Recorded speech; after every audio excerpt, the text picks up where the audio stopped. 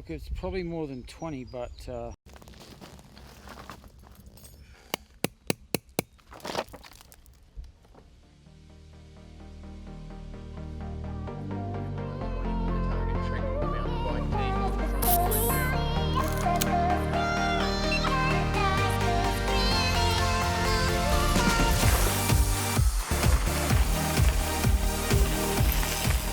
Dwellingup 100 is the premier one-day event in WA. It's an event everyone sort of looks forward to as a lead into the Cape to Cape. Some people use it as a training event, some people use it as a race, some people use it as a challenge. So I'm Peter Mullins, I'm with the Target Trek mountain bike racing team, and I've come over with Brendan Johnson to race the Dwellingup 100. I love it over here. I'm from Bendigo, it's quite dry and rocky there, and here it's just so green and you could say whimsical really. Just feels like we're in a bit of a fairy tale here in Dwellingup, and I think the town will go off tomorrow when there's 1,000 people packing the streets. I've only just been back on the bike for 2 weeks after having a back injury, so the race is going to be a bit of an unknown for me. I'll be racing against Jo Bennett tomorrow. I think she's probably going to be the stiffest competition, and I'll see how I fare. It's, like I said, just throwing myself in the deep end, so I'm just looking forward to being back on the mountain bike. I've heard great reviews about the event and yeah, how it's run and the tracks out here. Yeah, it's completely different here, the surface I think and the terrain to the East Coast, and I noticed that last year when I was here. There's definitely some strong guys in WA which we don't see too much of on the East Coast. Peter Hatton and John Gregg. Yeah, so I'm looking forward to mixing with those guys and yeah, see if I can't finish up on the podium. Yeah, you always train a bit harder in the weeks leading up to these big events and get a bit more out of yourself, and yeah, when you see some good riders coming over from over east in the last couple of years, it definitely makes it worthwhile to just measure yourself up to see how you're going against those riders. The last 3 years I haven't won it easily, and I don't think I'll win it easily again this year. There's some fast up and coming juniors. Having the guys from the East Coast come over for the Dwellingup and the Cape to Cape both years it's a really good experience. I really enjoy having them over and going for rides with them and showing them around my local trails, which I love riding.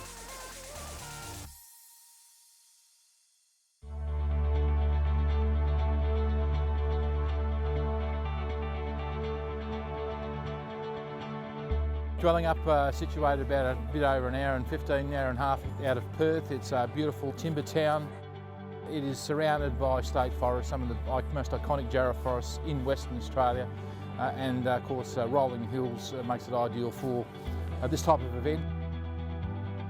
in our first event was 2009.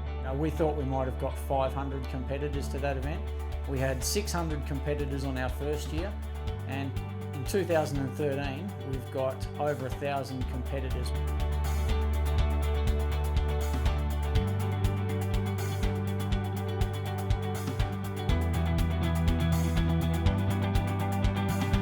You only have to be down there in the weeks leading up to the event to see the interest that it generates. And there are people out there every weekend, for 6 weeks leading up to the event, not only riding the trails, but that brings income to the town. It's a big impact for the town, not just on the day, but in the weeks leading up to the event and the weeks after the event.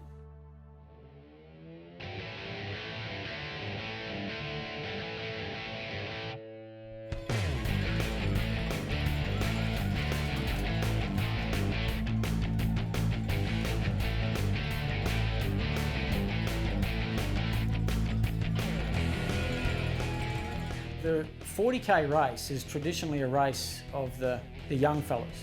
It goes out hard and it just stays hard for the whole event. We had a big bunch going out the road. We were rolling turns. There was a few road rider guys in there rolling turns with us, but as soon as we hit the dirt, they sort of backed off. We didn't see many of the 14k and 40ks on track. Obviously they try to keep those quite separate. I think Reese came flying past me in the 40k and he was on a good one today. Yeah, we sort of waited until about 2k's to go where I decided that I'd make my move and managed to get a gap on Sam and just drove it home to the finish for the win. So Reese Tucknott took out the win in the 40, but after a very hard battle with Sam Rubery. And then a young guy who's been part of the WA triathlon team, road race team, track team, and now mountain biking, he finished third. Sean Maggs riding for Avanti Plus Cannington.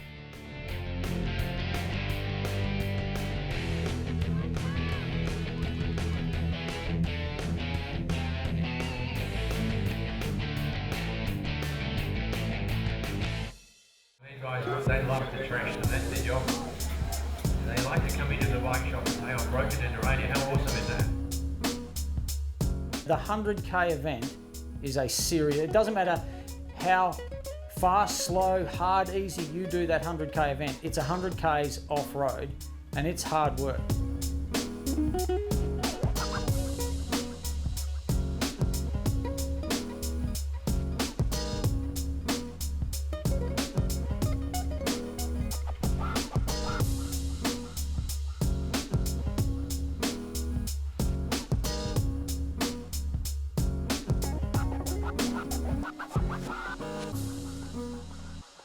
It was pretty cruisy off the start line, and as soon as we hit the single track, that was it, the race was on.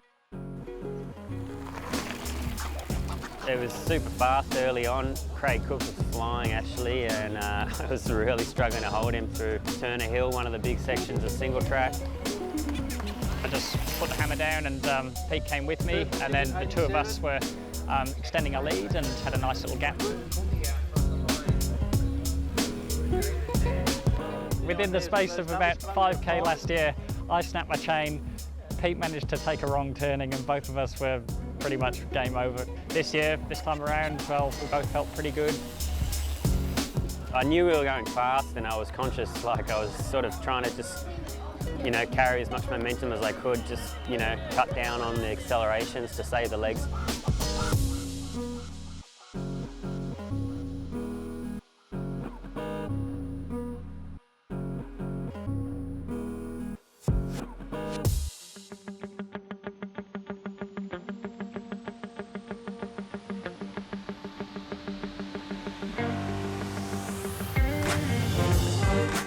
Hell's Gate holds a special place for a lot of people, like especially for a film crew. I was a bit nervous down Hell's Gate. I think it's got a lot of talk around the race scene here, and you guys were obviously there waiting for a crash, so. Hell's Gate is not as bad as it looks, although it looks really bad. Like if you're not familiar with the descent, then you can get caught out pretty nastily. When I came around second lap, I was pretty buckled and I didn't come off, but I was close. So I think there would have been a few people struggle with that today. You just have to make a big commitment to ride down it rather than try and walk down it. I totally smashed it off, man. So the Ride For Someone Who Cant is it's a really great community event where we get together with our friends and family and we get a team of riders who ride in the Dwellingup 100 to raise money for muscular dystrophy.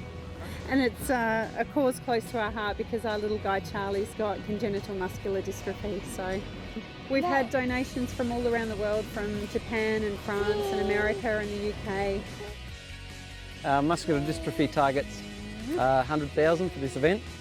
We've managed to, I think we're 28,500 now. For Team Charlie. For Team Charlie, and hopefully, I'm quite sure we'll get over the line for 30,000, get nearly a third of their total. Peter Hatton and Craig Cook came together on the first lap after the 40k, and then Peter Hatton hit Craig again after Turner Hill and rode away and rode on to win. Yeah, terrific day, terrific race for me. I felt really, really good and yeah, super happy to come over the win. Craig Cook came through to Marrinup in second place with Dave Nan from Wembley Cycle Specialised not far behind him. With the last 5 kilometres, it is open and it becomes a bit more like a road race, if you like, when you're sort of hunting down your enemy. The wheels started falling off and yeah, started blowing up a bit.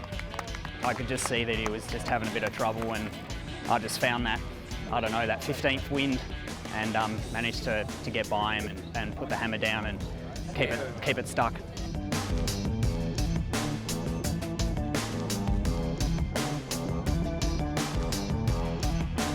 Ooh, that's tricky. He's cut up. No, definitely not ideal out there today for me. So I ended up coming off in the first 40k loop pretty badly and broke my shoe, unfortunately. Joe Bennett has made a big comeback this year, has got fit again and is back on the mountain bike, and she was always going to be a big threat coming into the women's race. Peter Mullins knew she had her work cut out for her with Joe right behind her. So I went out pretty much as hard as I could for the first 15k, and then Joe came cruising past me. I thought while we hit the single track after Hell's Gate that I'd put in till we got through to feed station and put a bit of a gap into her and just managed to hold it till the finish. Peter Mullins took out a fantastic win from the Target Trek team. Joe Bennett took out second, and Melanie Webb, who's training for the Scott 24 Hour, she took out a well-earned third place, which was really nothing more than a training ride for her for the 24 Hour.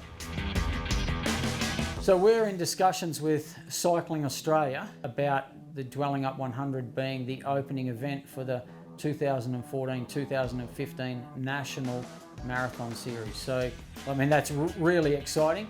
Future of mountain biking and Dwellingup is just looking awesome.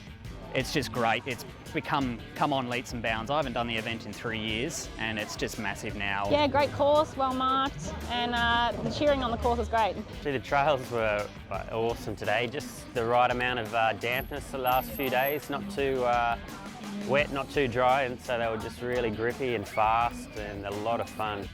We were very much encouraged from a state perspective. Happy to invest the $20,000 of taxpayers' money. I think that's come back to the town and come back to this community in probably 3- or 4-fold. And of course we can't actually put a figure on the health benefits that are associated with this event.